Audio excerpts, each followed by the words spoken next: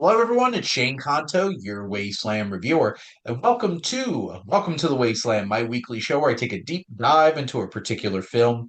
And we're certainly getting into the end game now, as this is the first John Ford film of November 2024, and only 2 months left of this journey, and we're really getting there. It's 1958, and we'll be talking about The Last Hurrah.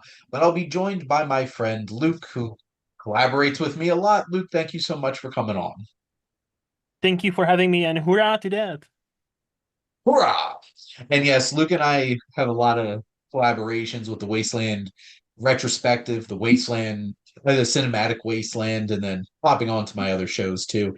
And yes, we will be talking about some John Ford, but for those who have not tuned into the show before, we have three segments. We have coming attractions for November 1st, and then we'll get into our feature film, The Last Hurrah, and then review some with some recommendations for you. So let's get started. So November 1st seems to be an interesting weekend because there's a lot releasing, to be Mhm. honest. And it's really anchored by Robert Zemeckis' new film Here, which Oh yeah.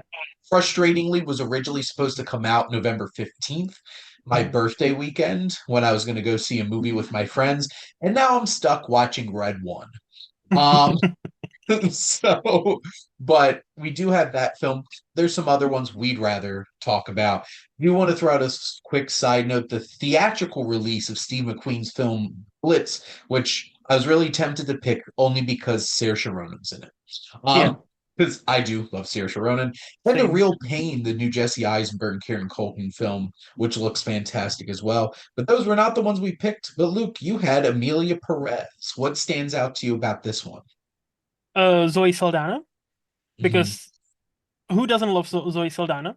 He's First great. of all, Yep. yes, and I think it's you mentioned there's like a lot of movies coming out now because yeah, we have I think kind of officially entered the Oscar season, where Mhm. pretty much from now on until end of the year, I think it's technically beginning of January, like pretty much all these movies Yep. should be eligible for the Oscars and they won them. Yep. The people producers want them to be nominated. So, and I've heard like some early buzz about this movie and maybe for Zoe Saldana, and I think she would deserve it. She has been in one of the most grossing movies of all time, like several times, like Three because out she, of four of them. yes, Avatar and Endgame and Infinity War and Avatar 2, and just Yes. it's So insane. Like her, basically, four out of five of them. like that So, like that woman, like she works hard and like she should get all the money, like honestly.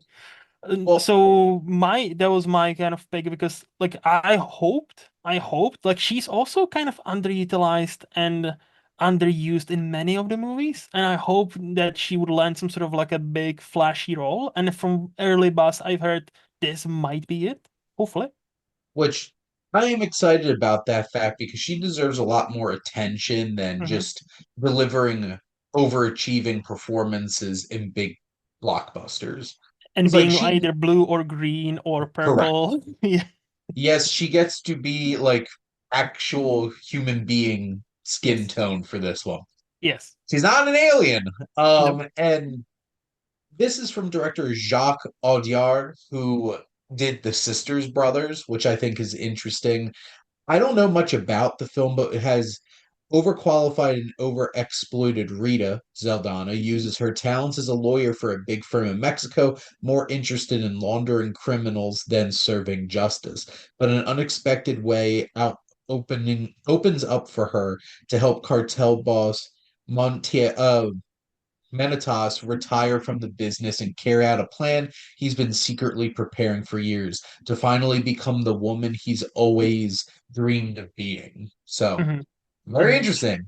So, this is the theatrical release, November 1st. It will be out on Netflix on November 13th. So, Good. Good. and then we have Zemeckis' Here, which was another one that you picked out. So, what interests you in this one? It's Zemeckis, so there's always some interest just because of his name, Yep. even though I've just made the point in one of my reviews. It's been a long, long, long, long time since he's released a movie, which he directed, not just produced, Yep. that actually would be awesome, or I would classify as awesome. Yes. And this one seems like he's experimenting in a interesting way, not just because he's been heavy into like CGI and like Yes. different kind of animation styles and all that, but he seems to be kind of almost too late to that game. Like, you know what I mean? Like his stuff, like Beowulf show came out in 2007. That was quite ahead, but now everything he does, it seems like he's slightly one, two steps behind of everybody else. Mhm. But this one, it's a, camera in one place, and that's it, right? So we see all the events of this one family Yeah. through this one spot, fixed spot. And to me, that's like obviously it's a gimmick, but it could either make the movie or it could break the movie. So I'm at least intrigued enough to be like, you know what? At least he's trying something new, so I'll be there. It is the last film that I think that I've watched that he directed that I thought was a good movie was Allied. I I think it still is. haven't seen that one. Is it a Which Brad it's Pitt? yeah, it's a good movie. It's Okay. not like a great movie. I think it's Yes. been a long time since he's Mm-hmm. made a great movie. Mm-hmm. And probably Castaway, to be frank. That's what I was thinking So as well, and that's 2000. yeah, it's been a while. And just for the record, this has a 25% on Rotten Tomatoes as we are discussing it right now. Um, Uh-oh. all of the festival reactions that I've seen is that this is a dud. Okay. And from a couple of very like critics that I really respect, like William Bibiani from The Wrap and Alonso Duralde, are like, this is like dinner theater, like level of Oh, just like, sure, it has an ambitious concept, but its execution is very poor. And it's just like, well, that's a shame. But yeah. no, like it has such a fascinating idea. Mm-hmm. And I'll give him credit for that. But the one that I'm most excited about is Juror number two, which Yes. probably will be Clint Eastwood's last film. I've heard about that. There might be, which, if have you seen him recently? How he looks? Yes. Yeah, it's like Looks like a hermit.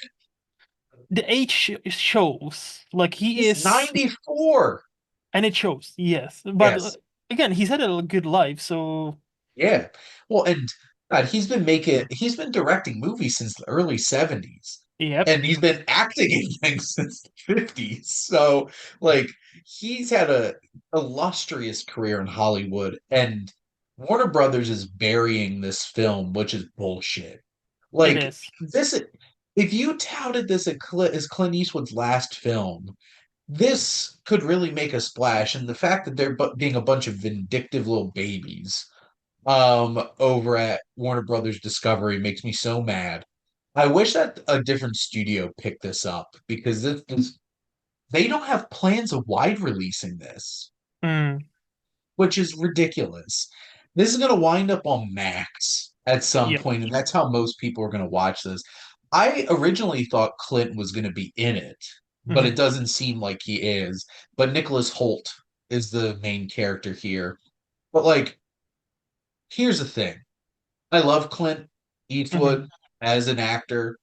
I think he's a really underrated actor because I don't think people give him enough credit for performances like Unforgiven and Million Dollar Baby, where he's legitimately acting.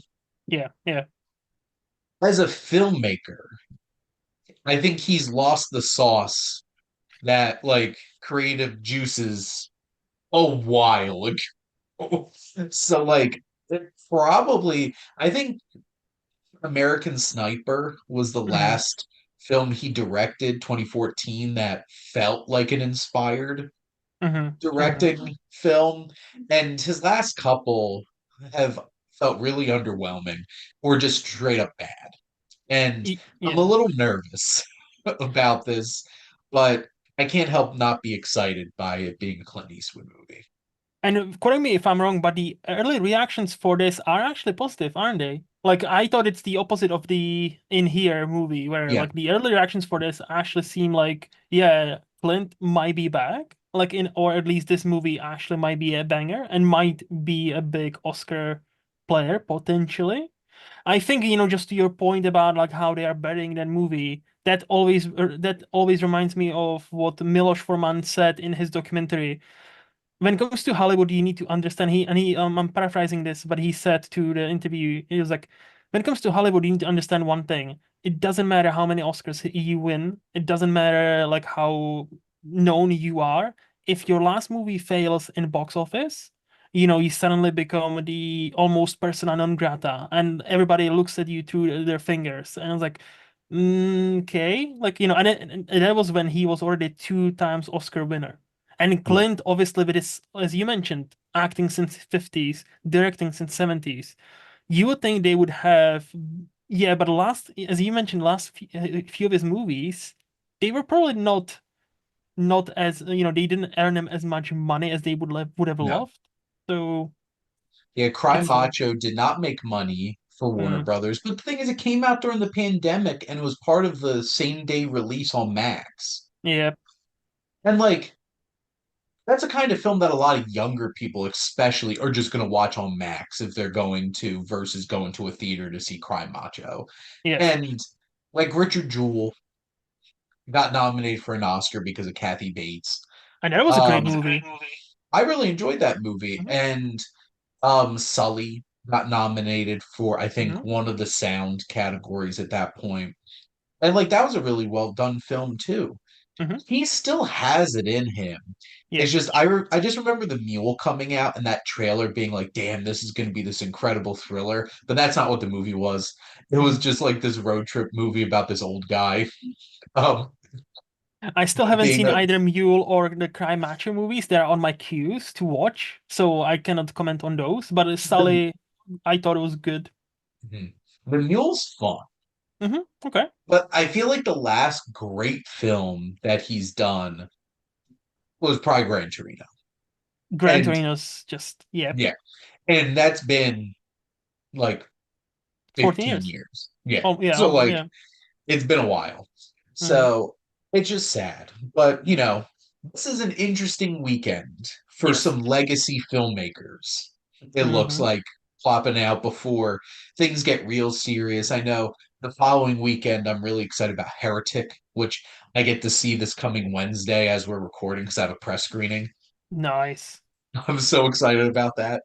And then I'm so excited for the duo of Gladiator 2 and Wicked coming out, which Yeah. I've heard amazing things about Gladiator 2 so far, which makes me so happy because another legacy Hollywood filmmaker with Ridley Scott, who's also like pushing late 80s and apparently still kicking ass. So, Talk about a movie you hear announced. I don't know about you, but like when you hear, oh, Gladiator, there's actually going to be a sequel to Gladiator. What?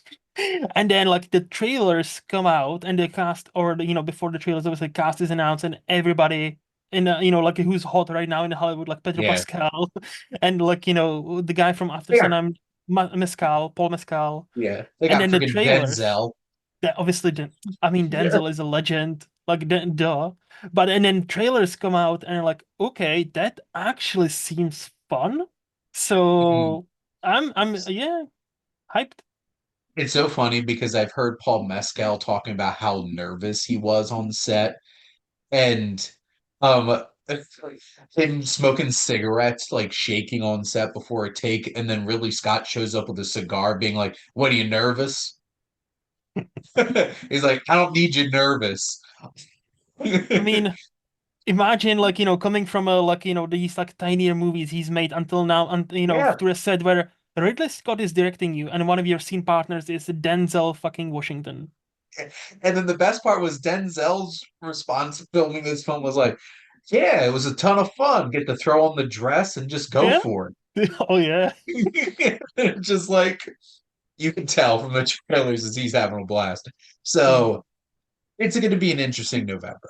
Yeah. But we're here to talk about The Last Hurrah, which is from 1958, and this is indeed a John Ford film. This is based on the 1956 novel by Edwin O'Connor, so pretty fresh novel Hmm. coming off of this political satire, which is new It for is. John Ford to be doing decades into his career, starring really, really, this is like starring Spencer Tracy. Like that's the Yes. biggest selling point of this movie, and also Jeffrey Hunter as a young supporting turn in here. This won the National Board of Review Best Actor and Best Director, which Mm. was interesting back in 1958, based on former Boston Mayor James Michael Curley. So this is based off of an actual politician. And Tracy received an Oscar nomination that year, but for The Old Man and the Sea. But he personally believed that this was the much better performance than Yes. that one. So I think I, I don't recall if he won the BAFTA for Best Foreign Acting Performance or he was nominated, but he I also think he got was some BAFTA. nominated. He I think got he was some nominated, yeah. BAFTA attention as well. Hmm. But we have the story here of Frank Skeffington is an old Irish American political boss running for re-election as mayor of a U.S. town for the last time. Mayor of a U.S. town. Yes. Nondescript, don't need to know. But Luke, what were your general thoughts on the film? I thought it was pretty good. I thought that the movie itself, I was surprised how clever it was at some points. I was surprised by how it felt like a modern movie, like how it's like, intrigued and plotted. Hmm, But, but this was one of those movies that didn't justify its 2 hour runtime. Like it didn't have to be 2 hours, and therefore the pacing was way off, especially in the second half. yeah. At least, again, at least for me, that would be my biggest complaint about this, I guess. And the other one, and I was gonna ask you as a John Ford aficionado, it felt like by the numbers movie. Like there was, I don't think there was any, at least what I would call a passion. Like I haven't felt anything from that movie. So I would like you to answer that, whether I might be wrong It's or. one of the things that I brought up to Jess, my wife, when I was watching this, was just like, this lacks any of the filmmaking prowess Mhm, mhm. that John Ford had. Yeah. Like, this feels like a workman directed film. It feels like one of those kinds of films that's not worried about being dynamic from a directing standpoint because it's a Spencer Tracy movie. Yes. Like, this doesn't feel like a John Ford film. It feels like a Spencer Tracy film. Which it is, because obviously Yes. he's the, like, he's the moving force of this, of this Yes. movie. He is the main character for a reason, right? Yeah. And John Ford didn't need to direct this. That's the vibe that I got, that I feel like somebody else from that era probably could have done this and got paid cheaper, and it would have had the same kind of effect. Pretty much, I do yes. also agree that Frank S. Nugent's screenplay was a little long in the tooth. I feel like they could have tightened Hmm. this up a little bit because it did have like a kind of like snappy kind of movement towards the Hmm. beginning with a lot of the setup. But yeah, Yep. it gets long in the tooth in terms of playing this out and how this election all plays out. And then it becomes, I feel like in the third act, it becomes very like big melodramatic kind of thing because most of the film feels like a bit of a political satire. Yes. And then it gets like really big emotional, kind of trying to be earnest about the film and the story and Geffington's character.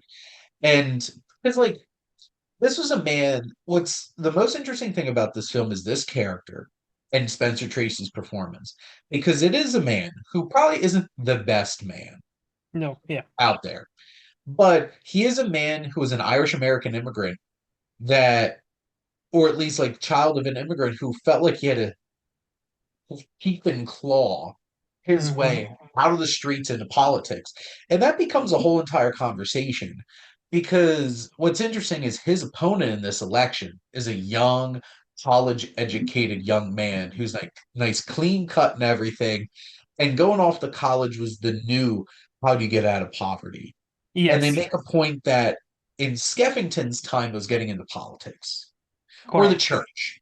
Yeah, Like one of those them. those were your two paths, the church and politics, and those are parallel here, which Hmm. also interesting to throw out because one of the priests that's consistently in this is John Ford's son-in-law, Ken Curtis, who's Oh, Monsignor Killian, see, didn't even know that. Okay. which I'll get more into the supporting cast, but Mhm. what were some of the other specific aspects that stood out to you?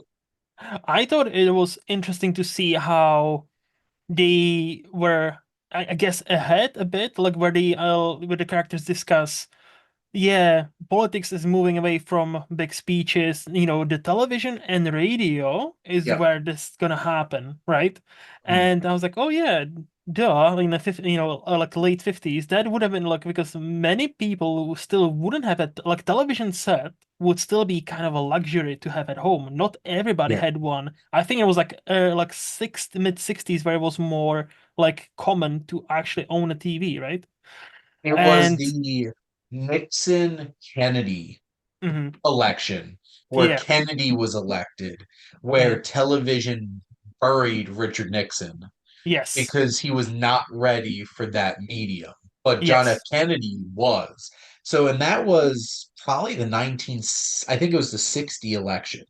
Hmm. So, like, this is very topical in that standpoint, just 2 years out from that big election. And I also like the point what you brought up before, like how you can tell Spencer Tracy's character like came from nothing, and he Yes. still remembers that. And then we Never have the forget. exactly, and then we have the juxtaposition of his own son, who's just this like carefree, almost not even almost dummy. Like, just Yes. like, did you vote today? Oh no, I didn't, but you have it in the bag. Anyway, that's me off to shopping, and that's me off with this little beautiful girl, and that's me off to this, yada yada yada. And he's always like, oh, have you done this? No, no, but I'll get to it later. That's me off that, and like living this carefree, almost like a nepo baby life. Oh, Well, like he's that and I thought that was again those are the like interesting like themes and topics this movie touches on, and it's yes. interesting to see. However, the last third, as you hinted at, it turns into that's where it takes the last hurrah approach and it takes it like literally, where it's a Yes. last hurrah for him as well. And I'm like, oh, I wasn't expecting that. No, I wasn't either, and I didn't expect this movie to get tonally to that place Hmm. because I don't really think it earned it after the first two thirds, and then it feels like such a well. So I understand the projection of his art. Yeah, I just feel like tonally they did not set up the bedrock of drama to just like, bam, hit you with because this. that's what I was gonna bring up as well. Did they set up that he might be like not even sick, he might be on his last legs? Because throughout the movie, you see him like, like obviously he's older gentleman. Yes, we can see it. Yeah, But the movie never sets up like, anything like, oh, he might be actually on his last hurrah. It's only after he's defeated, spoilers, where he suddenly cannot walk up the stairs and just has I guess, a yeah. stroke or a heart attack or something. I don't think Which it was mentioned. can I just point out Tell me. that he was 57. I mean, Which also like back in I'm the like day. back in 58, being like 58 years old is like, wow, you're an old shit, aren't you? But unfortunately for Spencer Tracy, he did die in 67. So like, Yeah, and so we he had a was well, '67. he had a medical issues, obviously. Like, it's something Yeah, different. But no, like the movie never, and that's why I think that it was the biggest like kind of problem for me that it's not really set up that turn. And then when it yeah. happens, I'm like, oh, okay, so this is gonna be a drama now. Cool. It's no longer This is about where we're going politics. with this. Yeah, yeah. Well, and that just makes me sad thinking about like both Mm, my parents are 65, yep. and like Spencer Tracy looks old. For the record, Yes. he Oh, does not yes. look like he's 58 years old. He's not like 2024 58 years old. I was gonna say in 2024, if you're 50, you look like 40. Yeah, Really. but this film, I feel like works best in the first two thirds when it is commentating sharply on Hmm. politics Hmm. and religion and politics. And Yes. it even, in a very topical thing, talks about differing family members' political perspectives, which is a hot button issue in American culture in 2024. Because like with the whole entire Trump Hmm. situation and ostracizing of family members and stuff like that, that's very interesting how this film actually deals with that. And there is even a line, I believe, in first 15 minutes where he says, "Oh, do you mean his endorsement by the former KKK member? I don't want that. Thank you very much." And I'm like, "Oh, hey." That Yeah, used to be a thing where you would actually, if you were not endorsed by once. somebody, yeah, it used to be a thing where you would actually distance themselves from fascinating. Yeah, Anyway, you would distance yourself from Klansmen and Nazis and stuff like that. But mm, not in 2024. nope. Um, but I think leaps and bounds the best part of this movie, Spencer Tracy. Yeah. He is an iconic actor and he sells all of this. Hmm. And I came from a background where like I didn't have money growing up. Like Hmm. I have an effectively paying job at this point where it's like I have a mortgage, I own a home, those kinds of things, and like I could appreciate that. But like Hmm. growing up, I'm never gonna forget that. And I Hmm. think that speaks to me about where Tracy has this like underlying feeling in his Yeah. character that like I had to pull myself up and get here. And it's a very old school mentality too. Yes. I have plenty of family members that have that very specific mentality Hmm. of that kind of approach. And this is a very old school film from a very old school filmmaker. Hmm. And you have the likes of Jeffrey Hunter, who I think is a fine performance. I think generally he gave fine performances in the few John Ford films he was in. Like obviously he's Marty in The Searchers. That's his biggest role. Hmm. Interestingly enough, he was in the Star Trek show. I was gonna ask, is that the one? Yes, it is. So have you read anything about him? In terms of Star Trek, I just was shocked when I tried to watch the original series and realized where the hell's William Shatner Yep. at the start. Because he was meant to be the next big thing, like, and then he asked for too much money. But more importantly, and I was like, well, how come I'd never seen this guy before? Because he died 42. He had an Yeah. unfortunate accident, and then he suffered several strokes because of that accident, and he died at a very early age. But Yeah. like, he seemed that kind of charismatic actor. He could become like a somebody, like, He played and Jesus in King of Kings, like one of those big biblical epics in 1961. mhm. But that's like he died 2 years after Spencer Tracy, which is Yeah, which crazy. is insane. Which, looking at, I think one of the other things that really works about this film for me is the impressive character actor supporting cast.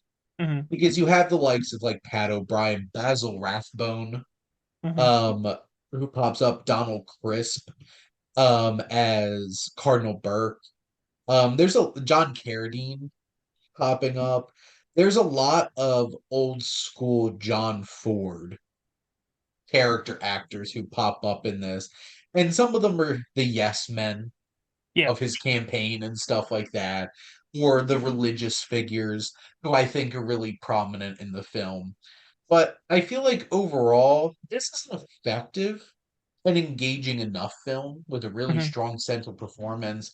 I just wish that there was a little bit more oomph from a filmmaking perspective and tighter from Yes. because like John Ford didn't make a whole lot of really long movies like this, Hmm. to be honest. And like it's weird saying that 2 hours and 1 minute's really long, but for I John was Ford it is.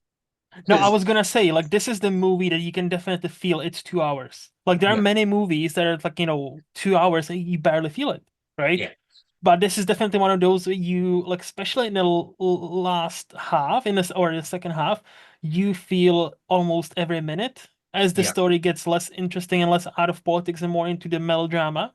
You Mhm. definitely can feel it.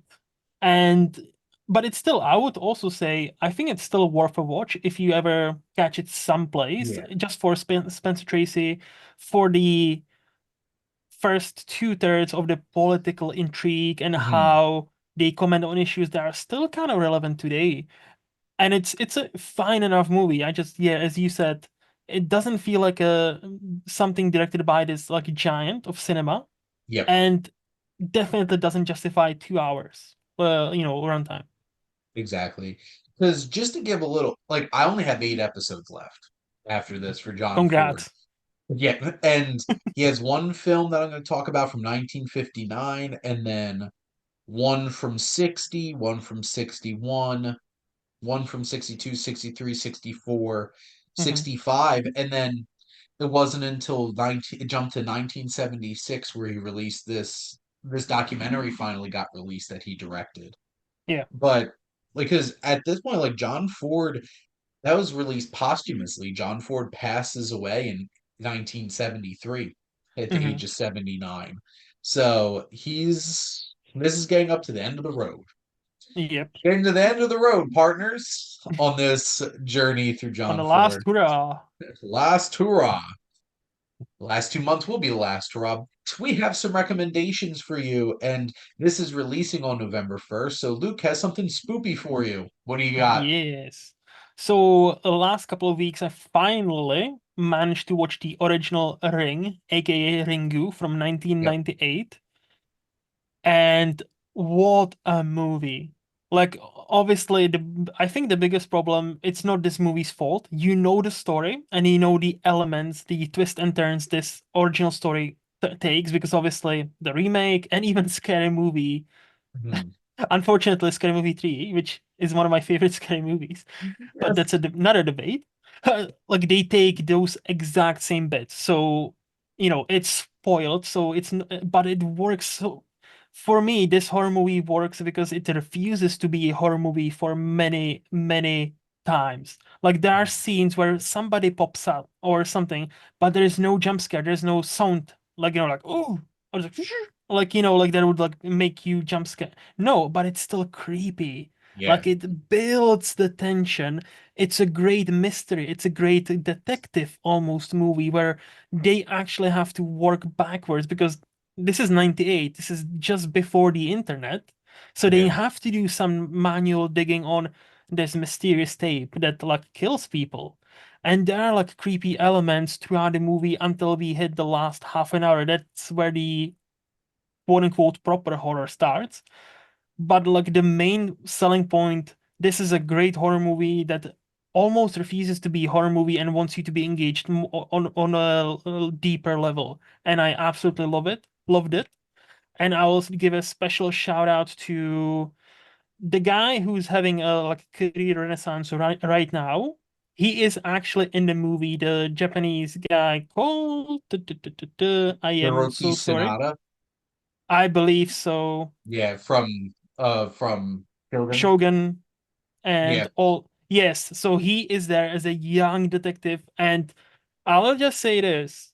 Damn, he is attractive. He was an attractive person when he was young. Like, he would probably get all the ladies. Like, damn, he comes in and it's like He got all he them ladies after Ringu. like he genuinely could be like, I could see him in another decade. He could genuinely be like in a J-pop band, and he would get all the fans. Like, I was like, damn, he was an attractive person. Holy shit. Well, I remember. I feel like the first thing that I really saw Hiroki Sanada pop up in is the Wolverine Yeah, yeah, because he plays the father yes. of the young woman who he has this connection with, and they get the best scene in the movie. I wanted that scene to be like 10 times longer. That samurai fight between him and Logan is so cool. When Logan gets his powers back.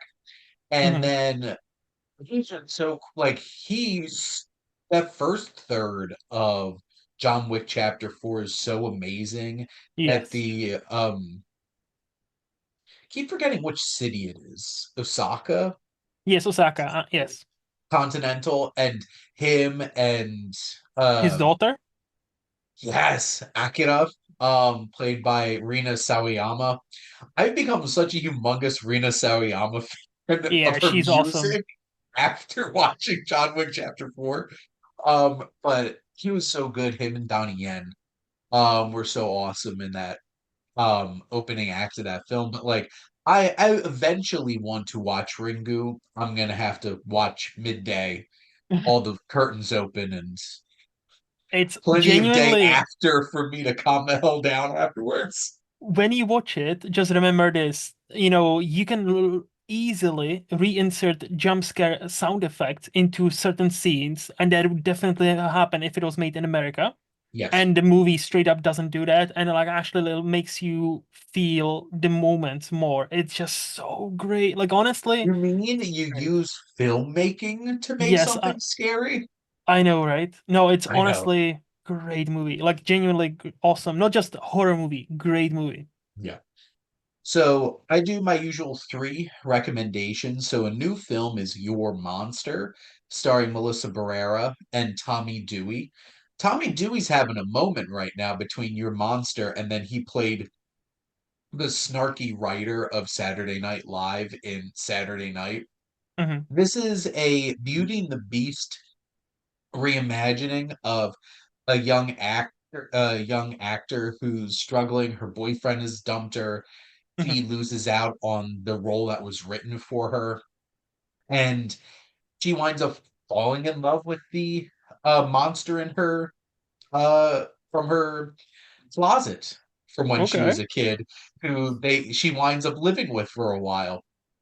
And it has like strange like rom-com elements. It gets dark. This is Okay. an ambitious and wild genre bending film, and Melissa Barrera is amazing and definitely worth a watch. Hmm. Um, one film that I'm going to be talking about with Jess for the Wasteland retrospective is Sexy Beast, Oh, from Jonathan Glazer. I still haven't seen it, so I do want to watch it. Yeah, This film is 100% worth the watch just for Ben Kingsley, that's what I keep hearing. Yes. but Ray Winstone, Ben Kingsley, Ian McShane, Hmm. Hmm. this trio of like amazing performances, and this movie has style just dripping off of it. It's so cool, so slick, so intense, and it's wild. Hmm. It's a wild movie. Donald Logan, Ben Kingsley's character is an all-time antagonist in Hmm. movies for sure. And then one of my movies that I rewatched, which I'll be talking about also for the Wasteland retrospective with Buddy Jeff, is Don Don, directed by Joseph Hmm. Gordon-Levitt, where he plays a young Italian American from maybe North Jersey, Staten Island, or Long Island.